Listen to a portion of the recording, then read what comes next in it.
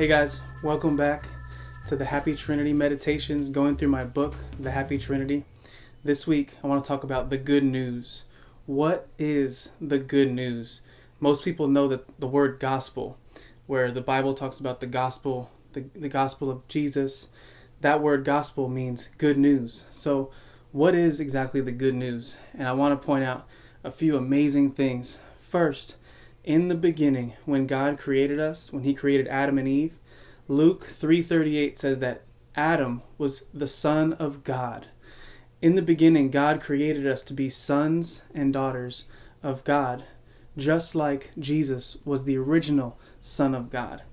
And also, God created us to be images of God, just like Colossians 1:15 says that Christ was the image of God and is the original image of God. So from the beginning, we were created to be just like Jesus. It says in 1 John, as he is, so are we in this world. Everything that Jesus is, God has made us to be. That right there is amazing, because usually we think about Jesus, he's high and he's lifted up and he's seated on the throne. And while that's true, he has brought us onto the throne with him. Ephesians chapter 2, verses 5 and 6. God raised us up and seated us on the throne with Christ so that we have the same exact power that Christ has. It's amazing. And here's my favorite thing maybe about the gospel, and just something that I think everybody needs to know. It says in John 17 that Jesus prayed that we would know that the Father loves us in the same way that he loves Jesus. What? Think about how much the Father loves Jesus. We know that the Father, all of his love, is focused on Jesus.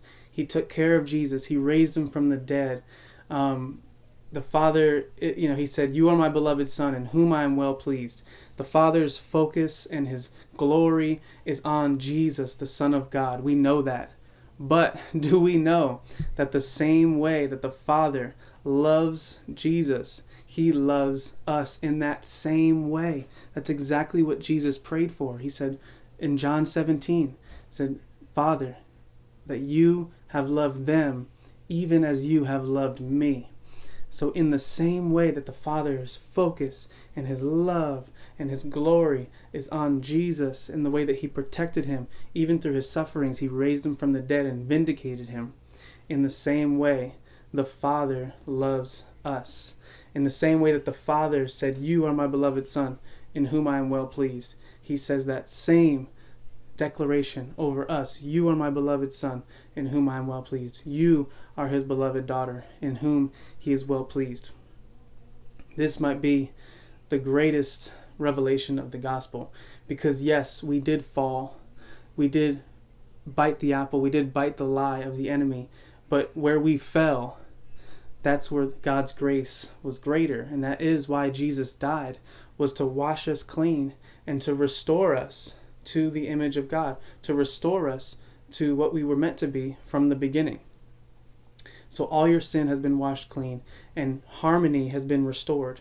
Peace has been restored.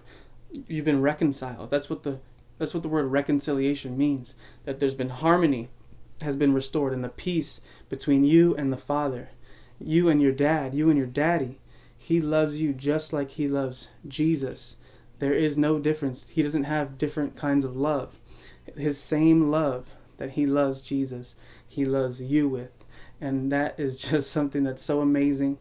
And so in 2020, I want you guys to know how much you are loved by your Father in heaven, how much you're protected, how safe you are, even through trials and tribulations.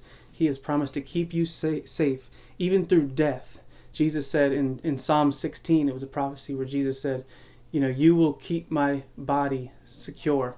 Though my flesh will go to Hades, you will restore me again to your presence where there is fullness of joy and pleasures forevermore." Even through death, the Father has promised to take care of you, to take care of your body. He will bring you back again. He's the God of resurrection in the age to come. So guys, know that you are a beloved son, you're a beloved daughter. The same love that the Father has for the Son, Jesus Christ, the Father has for you.